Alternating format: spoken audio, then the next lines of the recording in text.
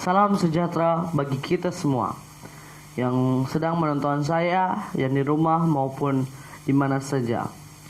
Saya percaya kita semua saat ini dalam keadaan sehat dan diberkati oleh Tuhan. Judul pembahasan firman Tuhan pada saat ini adalah kekuatan dahsyat di balik doa. Ayat inti dalam firman Tuhan yang saya bawakan ini adalah dalam Yakobus 5 ayat 13 yang berbunyi, kalau ada seorang di antara kamu yang menderita, baiklah dia berdoa. Sering timbul di benak kita pertanyaan, sanggupkah kita menghadapi hari-hari ke depan nanti? Kita jawabannya adalah tidak sanggup jika mengandalkan kekuatan kita sendiri. Sepintar apapun diri manusia, sekuat apapun, sekaya apapun seseorang itu, kekuatan dalam hidup manusia ini hanyalah sangat terbatas.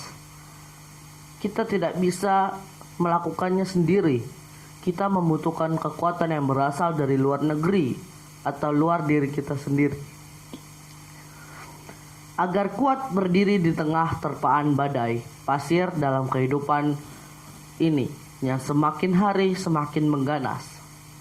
Kekuatan yang kita butuhkan adalah kekuatan adikodrati, atau kekuatan yang melebihi atau di luar diri kita sendiri, atau di luar kodrat alam supranatural yang hanya kita peroleh melalui doa atau persekutuan karib dalam Tuhan. Tidak sedikit orang yang percaya menganggap remeh dan sepele kekuatan doa. Alkitab menyatakan doa orang yang benar bila dengan yakin didoakan sangat besar kuasanya. Elia adalah manusia biasa saja, seperti kita tahu, tapi ia bersungguh-sungguh dalam doanya sehingga ia berdoa kepada Tuhan meminta untuk tidak turun hujan. Dan begitulah terjadi. Tuhan mengabulkan doanya dan selama 3 tahun 6 bulan hujan pun tidak turun. Lalu setelah itu Elia meminta untuk menurunkan hujan dan Tuhan langsung menurunkan hujan. Seperti kita tahu, jika kita berdoa dengan sungguh-sungguh seperti Elia tadi, Elia meminta hujan tidak turun. 3,5 tahun hujan tidak turun. Ketika Elia berdoa untuk hujan turun, lalu Tuhan langsung menurunkan hujan. Doa menghadirkan kuasa Tuhan yang tak terbatas atas diri manusia yang terbatas. Kekuatan doa sanggup menembus kemustahilan.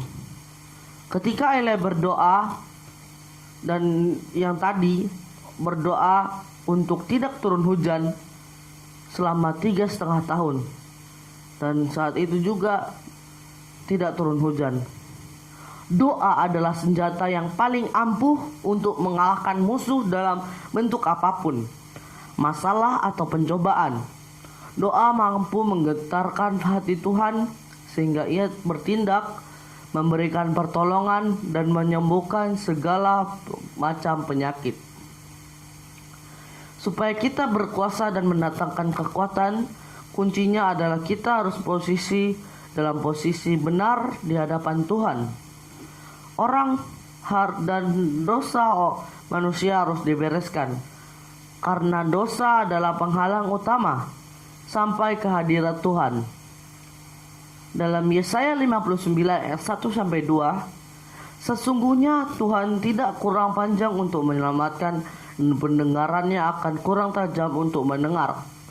Tetapi yang merupakan pemisah antara kamu dan Allahmu ialah segala kejahatanmu, dan yang membuat dia menyembunyikan diri terhadap kamu sehingga ia tidak mendengar ialah segala dosamu. Di ayat ini berbunyi bahwa yang memisahkan kita antara kita dan Tuhan adalah kejahatan kita sendiri, dosa kita sendiri. Kita tidak mau mendengar perkataan Tuhan. sehingga kita jatuh dalam dosa. Akhirnya Tuhan sudah tidak mau mendengarkan kita lagi. Dan waktu itu juga Tuhan, jika kita melakukan segala kejahatan, Tuhan akan menjauh dari kita.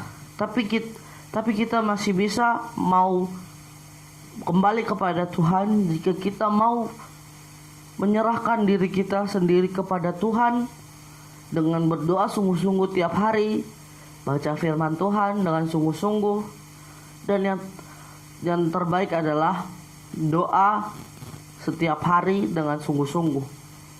Jadikan doa adalah prioritas, bukan rutinitas. Jadi kita perlu berdoa minimal 1 kali pribadi untuk 1 hari di ruangan yang tertutup seperti di kamar. Ayat terakhir saya terdapat ada 2 ayat. Yang pertama adalah Amsal 15 ayat 29, yaitu Tuhan itu jauh daripada orang fasik, tetapi doa orang benar didengarnya. Jadi di sini ada berbunyi menceritakan doa orang-orang benar atau doa orang anak Tuhan akan didengarkannya, tetapi orang-orang fasik Tuhan akan menjauhinya. Dan ayat yang terakhir adalah 2 Tesalonika 5 ayat 17, tetaplah berdoa. Jadi dimanapun saja kita harus tetap berdoa. Jika kita ada permasalahan dalam hidup kita, untuk seperti saya, jika nanti ada ujian, tugas yang saya tidak bisa lakukan, saya berdoa dan saya berusaha untuk belajar, dan saya akan bisa menyelesaikan tugas tersebut.